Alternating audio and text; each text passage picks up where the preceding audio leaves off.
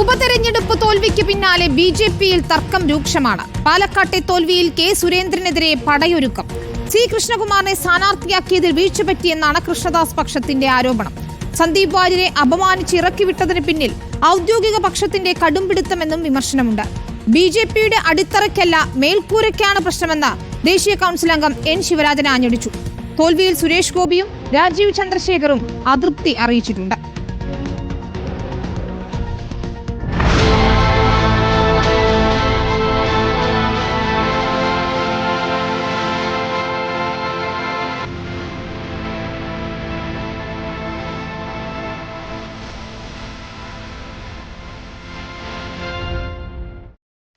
Iqbal അറക്കയും V S രഞ്ജിത്തും നൽകും വിശദാംശങ്ങൾ. ആദ്യം വി എസ് രഞ്ജിത്തിലേക്ക്. രഞ്ജിത്ത്, ഇന്നിപ്പോൾ വി മുരളീധരന്റെ പ്രതികരണം ആരാഞ്ഞപ്പോൾ അദ്ദേഹം പാലക്കാട്ടെ തോൽവിയെക്കുറിച്ചോ ചേലക്കരയിലെ തോൽവിയെക്കുറിച്ചോ ഒന്നും മിണ്ടാൻ തയ്യാറല്ല. തനിക്ക് മഹാരാഷ്ട്രയുടെ ചുമതല മാത്രമാണ് ഉണ്ടായിരുന്നത്. സംസ്ഥാന അധ്യക്ഷനോട് ചോദിക്കൂ, ഞാൻ പ്രചാരണത്തിന് വന്നു എന്ന് മാത്രമേ ഉള്ളൂ എന്ന മറുപടിയാണ് ലഭിച്ചത്. അതുതന്നെയാണ് മറ്റു നേതാക്കളുടെയും നിലപാടെന്ന് മനസ്സിലാക്കാൻ കഴിയുന്നത്. ഏതായാലും സംസ്ഥാന അധ്യക്ഷനെതിരെ ഒരു ആയുധമാക്കുകയാണ് ഈ തോൽവിയല്ലേ?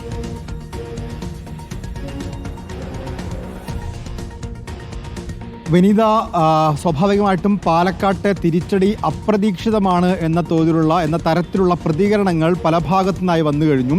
സംസ്ഥാന വക്താവ് സന്ദീപ് വാചസ്പതിയുടെ ഫേസ്ബുക്ക് പോസ്റ്റിൽ വളരെ കൃത്യമായി പറയുന്നുണ്ട്, സംസ്ഥാന അധ്യക്ഷൻ കെ സുരേന്ദ്രൻ നേരിട്ട് നിയന്ത്രിച്ച ഒരു തെരഞ്ഞെടുപ്പിൽ ഇത്തരത്തിൽ വോട്ട് ചോർച്ചയുണ്ടായത് വളരെ ഗൗരവമുള്ള വിഷയമാണ്. ബി.ജെ.പിക്കെതിരെ വലിയ തോതിലുള്ള പ്രചാരണങ്ങൾ, വലിയ തോതിലുള്ള പ്രശ്നങ്ങൾ ഉന്നയിക്കപ്പെട്ടപ്പോൾ അതിനൊന്നും പ്രതിരോധിക്കാൻ പാർട്ടിക്ക് സാധിച്ചില്ല. അതുകൊണ്ട് പരാജയത്തിൻ്റെ കാരണം പരിശോധിക്കണമെന്നുള്ളതാണ്. ഇന്നിപ്പോൾ എം ടി രമേശിൻ്റെ പ്രതികരണം വന്നിട്ടുള്ളതും അപ്രതീക്ഷിതമായ തിരിച്ചടിയാണ്. പാർട്ടിക്ക് ആത്മവിശ്വാസം അമിതമായിരുന്നോ, അമിത ആത്മവിശ്വാസമാണോ ഇത്തരത്തിലൊരു തിരിച്ചടി ഉണ്ടാവാൻ കാരണം എന്ന് പരിശോധിക്കണമെന്ന് എം ടി രമേശ് പ്രതികരിക്കുന്നു. എന്നാൽ വി മുരളീധരന്റെ വളരെ വ്യത്യസ്തമായൊരു പ്രതികരണം. അദ്ദേഹം എല്ലാ കാര്യത്തിലും വളരെ വ്യക്തമായി പ്രതികരിക്കുന്ന ആളാണ്. അദ്ദേഹം പറഞ്ഞത്, ഇതെല്ലാം പാർട്ടി അധ്യക്ഷനോട് ചോദിക്കണം, എനിക്കറിയില്ല എന്ന മട്ടിലുള്ള ഒരു പ്രതികരണമാണ് നടത്തിയിട്ടുള്ളത്.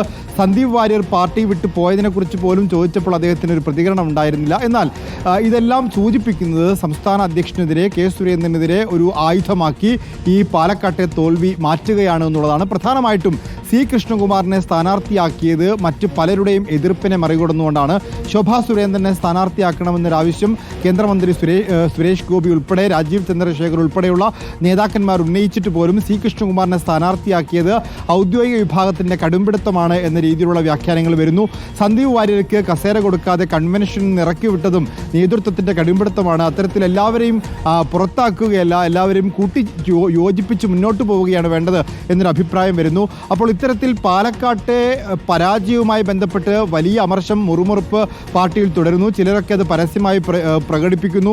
ശിവരാജനെ പോലുള്ള പാലക്കാട്ടെ നേതാക്കന്മാർ അത് പരസ്യമാക്കുന്നു. ഈ ഘട്ടത്തിൽ കോർ കമ്മിറ്റി വിളിച്ചു ചേർത്ത് പാലക്കാട്ടെ ഉപതെരഞ്ഞെടുപ്പിലെ പരാജയം ചർച്ചയാക്കണം എന്നുള്ളതാണ് പി കെ കൃഷ്ണദാസ് വിഭാഗം ആവശ്യപ്പെടുന്നത്. പ്രത്യേകിച്ച് കോർ കമ്മിറ്റി യോഗം ഈ അടുത്ത കാലത്തൊന്നും വിളിച്ചു ചേർത്തിട്ടില്ല എന്നും അങ്ങനെ ഒരു കൂടിയാലോചന പാർട്ടിയിൽ നടക്കുന്നില്ല എന്നുള്ളൊരു വിമർശനവും പി കെ കൃഷ്ണദാസ് വിഭാഗം ഉന്നയിക്കുന്നുണ്ട്. ഈ ഘട്ടത്തിലാണ് കോർ കമ്മിറ്റി യോഗം വിളിച്ചു ചേർക്കണമെന്ന് ഒരു ആവശ്യം ഉയരുന്നത്. പാലക്കാട് മുനിസിപ്പാലിറ്റിയിൽ വോട്ട് ചോർച്ച ഉണ്ടായതാണ് ബി.ജെ.പി നേതൃത്വത്തെ ഞെട്ടിച്ചിട്ടുള്ളത്. ഏതായാലും സംസ്ഥാന അധ്യക്ഷന്റെ കാലാവധി അവസാനിക്കാനിരിക്കെ ജനുവരിയിൽ സംഘടനാ തെരഞ്ഞെടുപ്പ് നടക്കവേ കെ സുരേന്ദ്രനെ മാറ്റണമെന്നൊരാവശ്യവും പാർട്ടിക്കുള്ളിൽ ശക്തമാണ്. ഈ ആവശ്യം ശക്തമാകുന്ന ഘട്ടത്തിലാണ് പാലക്കാട്ടെ ഉപതെരഞ്ഞെടുപ്പിലെ കനത്ത പരാജയവും പാർട്ടിക്ക് നേരിടേണ്ടി വരുന്നത്. ഇക്ബാൽ അറക്കൽ കൂടി ചേരുന്നു. ഇക്ബാൽ, രഞ്ജിത്ത് ഇപ്പോൾ സൂചിപ്പിച്ചതുപോലെ നഗരസഭയിൽ ഉൾപ്പെടെ വോട്ടുകൾ ചോർന്നു. ബി.ജെ.പിയെ സംബന്ധിച്ചിടത്തോളം അത് തദ്ദേശ തെരഞ്ഞെടുപ്പിലും ഏറെ നിർണായകമാണ്. ശിവരാജൻ ഉൾപ്പെടെയുള്ള ആളുകൾ പറയുന്നത് അടിത്തറയ്ക്കല്ല മേൽക്കൂരയ്ക്കാണ് പ്രശ്നം എന്നതാണ്.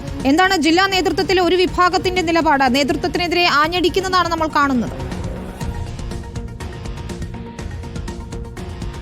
സ്ഥാനാർത്ഥി നിർണയം മുതൽ തന്നെ നേതൃത്വത്തിന് പാളിച്ചകൾ അല്ലെങ്കിൽ വീഴ്ചകൾ പറ്റിയെന്നാണ് ഇപ്പോൾ ബി.ജെ.പിയുടെ ദേശീയ കൗൺസിൽ അംഗമായിട്ടുള്ള എൻ ശിവരാജനും അതുപോലെ തന്നെ ബി.ജെ.പിയുടെ ജില്ലാ കമ്മിറ്റിയിലെ ഒരു വിഭാഗം നേതാക്കളും ഇപ്പോൾ ആരോപിക്കുന്നത്. അതായത് പാർട്ടിയുടെ അടിത്തറയ്ക്ക് യാതൊരു രീതിയിലുള്ള പ്രശ്നങ്ങളും ഉണ്ടായിട്ടില്ല. പക്ഷേ നേതൃത്വം കൃത്യമായിട്ടുള്ള കാര്യങ്ങൾ ഏകോപിപ്പിക്കുന്നതിലും അതുപോലെ തന്നെ സ്ഥാനാർത്ഥികളെ തീരുമാനിക്കുന്നതിലും അവർക്ക് പോരായ്മകൾ സംഭവിച്ചു. വിജയ സാധ്യത ഉള്ള സ്ഥാനാർത്ഥിക്ക് പകരം മറ്റ് സ്ഥാനാർത്ഥികളെ അവരുടെ താല്പര്യങ്ങൾക്കനുസരിച്ച് നേതൃത്വം പാലക്കാട്ടേക്ക് കൊണ്ടുവരികയായിരുന്നു. ഇതാണ് പാലക്കാട് ഇത്രയും വലിയൊരു തിരിച്ചടി BJPക്ക് ഉണ്ടാവാൻ കാരണമെന്നാണ് ഇപ്പോൾ പാലക്കാട് ജില്ലയിലെ BJPക്കകത്തെ ഒരു വിഭാഗം നേതാക്കൾ ആരോപിക്കുന്നത്. ഈ പ്രവർത്തനങ്ങൾ ഏകോപിക്കുന്നതിലും അതുപോലെ തന്നെ പ്രവർത്തനങ്ങൾ വീതം വെച്ച് നൽകുന്നതിലും നേതാക്കൾക്കും അതുപോലെ തന്നെ നേതൃത്വത്തിനും വീഴ്ച പറ്റി. പാലക്കാട് ജില്ലയിൽ നിന്നുള്ള നേതാക്കൾക്കും പ്രവർത്തകർക്കും പ്രാധാന്യം നൽകുന്നതിന് പകരം ജില്ലയ്ക്ക് പുറത്തു നിന്നെത്തിയ പ്രവർത്തകർക്കും നേതാക്കൾക്കുമാണ് അമിത പ്രാധാന്യം നേതൃത്വം നൽകിയത്. സന്ദീപ് വാര്യരെ പാർട്ടി വിട്ടു പോകുമ്പോൾ അല്ലെങ്കിൽ പാർട്ടി വിടുന്നു എന്ന സൂചന ലഭിക്കുമ്പോൾ തന്നെ അദ്ദേഹത്തെ പിടിച്ചു നിർത്താനുള്ള തീരുമാനങ്ങൾ അല്ലെങ്കിൽ അത്തരത്തിലുള്ള നീക്കങ്ങൾ പാർട്ടിയുടെ ഭാഗത്തു നിന്ന് ഉണ്ടാവണമായിരുന്നു. പക്ഷേ അത്തരത്തിലുള്ള കാര്യങ്ങളിലേക്ക് ഒരിക്കലും BJPയുടെ നേതൃത്വം കടന്നില്ല. ഇതെല്ലാം പാർട്ടിക്ക് വലിയ രീതിയിൽ ഈ ഉപതെരഞ്ഞെടുപ്പിൽ തിരിച്ചടിയായി. ഏതായാലും 2026 നിയമസഭാ തെരഞ്ഞെടുപ്പിന് അല്ലെങ്കിൽ 2025 തദ്ദേശ തെരഞ്ഞെടുപ്പിന് മുന്നോടിയായി തന്നെ ഇത്തരം പ്രശ്നങ്ങളെല്ലാം പാർട്ടി പരിഹരിക്കണം. അല്ലെങ്കിൽ ഈ വരുന്ന ഈ തെരഞ്ഞെടുപ്പുകളിലും പാർട്ടിക്ക് വലിയ രീതിയിലുള്ള തിരിച്ചടി ഉണ്ടാവും. ഇതെല്ലാം മുന്നിൽ കണ്ടുകൊണ്ട് തന്നെ കൃത്യമായ ഒരു ഇടപെടൽ നടത്താൻ നേതൃത്വം തയ്യാറാവണമെന്നാണ് ഇപ്പോൾ പാലക്കാട്ടെ BJPക്കകത്തെ ഒരു വിഭാഗം നേതാക്കൾ ആവശ്യപ്പെട്ടിട്ടുള്ളത്.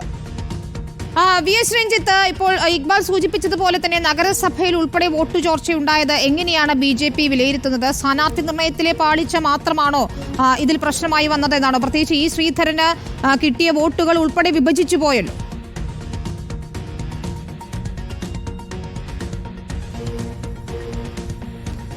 വിനീത, തീർച്ചയായിട്ടും സ്ഥാനാർത്ഥി നിർണയത്തിലെ അപാകതയാണ് പ്രധാനപ്പെട്ട വിഷയം. കാരണം C കൃഷ്ണകുമാറിനും മിനി കൃഷ്ണകുമാറിനും അദ്ദേഹത്തിൻ്റെ ഭാര്യ മിനി കൃഷ്ണകുമാറിനുമെതിരെ പാലക്കാട് നഗരസഭാ പരിധിക്കുള്ളിൽ ഒരു വിഭാഗം കൗൺസിലർമാർ തന്നെ രംഗത്തുണ്ട്. അതുമാത്രമല്ല, മുത്താൻ സമുദായവുമായി ബന്ധപ്പെട്ട് കൃഷ്ണകുമാറിനൊക്കെയുള്ള അതൃപ്തി, അവർക്ക് ഉള്ള അതൃപ്തിയൊക്കെ വളരെ പ്രകടമാണ്. അപ്പോൾ പാലക്കാട് മുനിസിപ്പാലിറ്റിയിലെ BJPയുടെ കരുത്തായിട്ടുള്ള മുത്താന്തറയിലും വടക്കന്തറയിലുമൊക്കെ കൃഷ്ണകുമാറിനെതിരായിട്ടൊരു വികാരമുണ്ട്.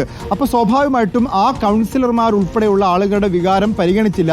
അവരെ അനുനയിപ്പിക്കുന്നതിൽ പാർട്ടി പൂർണ്ണമായും പരാജയപ്പെട്ടു എന്ന് വേണം നഗരസഭയിലെ വോട്ടിംഗ് പാറ്റേൺ മനസ്സിലാക്കേണ്ടത്. അതോടൊപ്പം തന്നെ ഈ ശ്രീധരൻ പിടിച്ച വോട്ടുകളിൽ ഒരു കുറച്ച് വോട്ടെങ്കിലും അത് സരിനും പിടിച്ചു എന്നുള്ളതാണ് ഇപ്പോൾ നമുക്ക് പാർട്ടി വിലയിരുത്തൽ എന്ന് മനസ്സിലാക്കാൻ സാധിക്കുന്നത്. അതായത് ശോഭാ സുരേന്ദ്രന് കിട്ടിയ വോട്ടുകൾ പോലും കിട്ടിയില്ല എന്നുള്ളതാണ്. 2016 കിട്ടിയ വോട്ടുകൾ നമുക്കറിയാം. 2024 കിട്ടിയ വോട്ടുകളോ ലോക്സഭാ തെരഞ്ഞെടുപ്പിൽ കിട്ടിയ വോട്ടുകളോ അതിന് മുൻപ് 2021 കിട്ടിയ വോട്ടുകളോ അല്ല, 2016 കിട്ടിയ വോട്ടുകൾ പോലും കിട്ടിയില്ല എന്നുള്ളതാണ് പാർട്ടി നേതൃത്വത്തെ ചൊടിപ്പിക്കുന്ന പ്രധാനപ്പെട്ട കാര്യം. വോട്ട് വളർച്ച രേഖപ്പെടുത്തുന്ന പാർട്ടിയാണ്. ക്രമാനുഗതമായി ഓരോ മണ്ഡലത്തിലും കൃത്യമായി വോട്ട് വളർച്ച രേഖപ്പെടുത്തുന്ന പാർട്ടിക്ക് 2016 അതേ വോട്ട് പോലും കിട്ടാൻ സാധിച്ചില്ല എന്നുള്ള ഒരു വലിയ ആരോപണമാണ് പാർട്ടി നേതൃത്വത്തിനെതിരെ ഉയരുന്നത്.